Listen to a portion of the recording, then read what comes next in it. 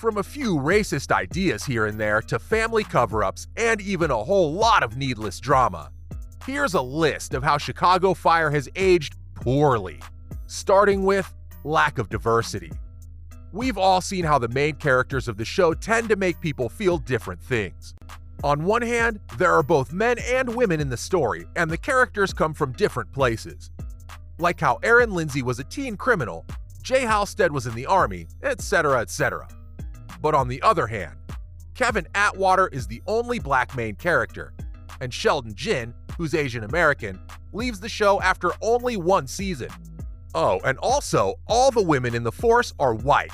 So compared to the original Law & Order, where a woman of color was in charge of the department, and even Brooklyn Nine-Nine for that matter, where there were 2 black characters and 2 Latina characters, this choice of whom to cast didn't sit well with people. This reminds me, fans were super pissed after they watched the episode Night in Chicago. Since it's a Chicago-based cop show, some episodes deal with current events and problems in the real world. One of these problems is that the Chicago police force is full of racist people. But while Protect and Serve, the most recent episode on the subject, may have given viewers the release they were looking for, let's just say earlier episodes haven't held up well, and Night in Chicago is one of these episodes. When Atwater speaks up after the police kill an unarmed man, Voight tells him to wait until all the facts are in. Even though he was there and saw exactly what happened, he didn't want to go against a fellow officer.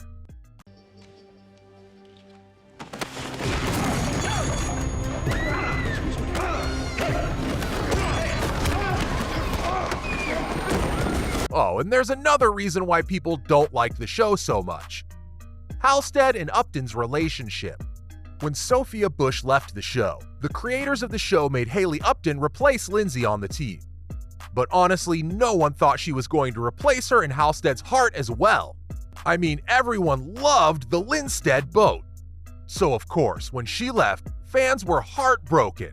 But what was weird was that it didn't take long for him to fall in love with Upton, and they started dating soon after. So I don't think it's surprising that people aren't very fond of the couple. In fact, some even think that Upton is just Lindsay's stand-in, while others think that the relationship is unhealthy.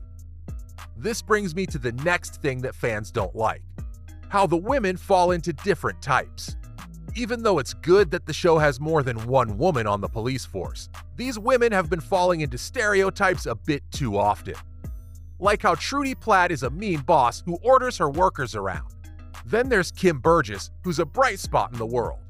And how can I forget Erin Lindsay, the tough girl who looks out for those who are weak and helpless? Fair enough, they don't always act this way, especially in later seasons. Platt changes for the better, and Burgess finds a balance between being tough and being feminine. But when you talk about Lindsay, she hasn't changed much at all. And to be honest, it probably would have been better if these women had never fallen into various types. Speaking of women, let's talk about the most concerning issue: harassment behind the scenes. In the past few years, there have been claims of sexual harassment behind the scenes at Chicago PD. First, there was Sophia Bush. Remember when she said in interviews that she quit the show because she was being harassed? And I told my boss, I said, I can't, I quit. I can't take Today the is my last day, I'm done. And she said, if you don't give us 2 weeks notice, you will never work for the Bloomingdale's family again. I was like, great, yay! Yup. And then there was Jason Begay, the actor who plays Hank Voight. He's being investigated for harassment. Of course, you can't expect people to stop watching the show because of this, but this has made it less fun for many fans. They watch episodes where the heroes save people who've been sexually abused or sold as slaves, but the accusations are always at the back of their minds. This brings me to the next reason. The victims are all similar. Some episodes of Chicago PD are about people being sold for money, aka human trafficking. But did you notice how many of the victims are young white women who show no signs of being part of the LGBTQ community? Don't get me wrong, I'm not saying they aren't victims of the crime. But if you think about it, then there are also immigrants, women of color, and people in the LGBTQ community who fall into this category. In Chicago PD, the heroes make a good point by saying that victims of human trafficking and assault should be protected at all costs. Please, just give us a name. Dennis Lee. But don't you think they'd make a better point if they helped more people from all walks of life? I've got another reason why the show is aged poorly. There's a whole lot of needless drama.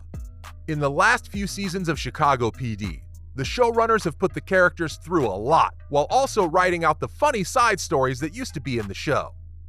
I mean, yes, it's been done well in some ways, like how Officer Burgess is growing as a person, which is very important. But sometimes, the trauma seems like it wasn't necessary at all. Let's take Voight as an example. He made up with his son and became a grandfather, but his son was then killed. Now, really, guys, there doesn't seem to be any other reason for that than to make a big deal out of it.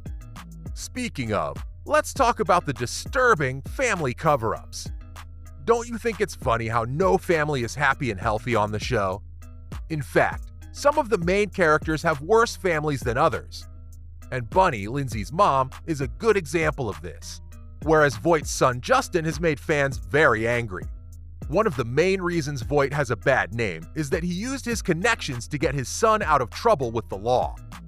Even so, it takes the guy a long time to get his life together and act like a grown-up. So it's super frustrating to see a hard-working cop break the rules for a wayward son who doesn't seem to care about what his dad did for him. But hey, at least it isn't as bad as the entire portrayal of Chicago PD. By the end of the 10th season, all of the main characters will have done something wrong. This includes breaking major rules, breaking the law, mistreating suspects, and even killing them. Even though they do bad things, they rarely have to face real consequences. What they do is seen as part of their jobs, while criminals deserve what they get. And although the show often portrays the characters' ultimate goals as righteous, even if the way they get there is questionable, it doesn't seem right in today's society for a show to praise the actions of dirty cops, whether by accident or on purpose. So let's just say Chicago PD doesn't do a very good job of keeping up with social norms. And last but not least, the most annoying reason is misguided loyalty. If there's one thing that all of the cops have in common, it's that they're loyal. They would fight for any team member.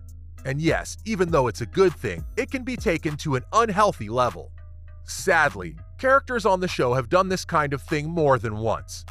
Like how Voight killed an unarmed man and covered up a death for Upton because he won't tell on a fellow officer. This is like what happens in real life when cops don't hold each other accountable for their mistakes and crimes. So, guys, these were all the reasons why fans think Chicago Fire has aged poorly.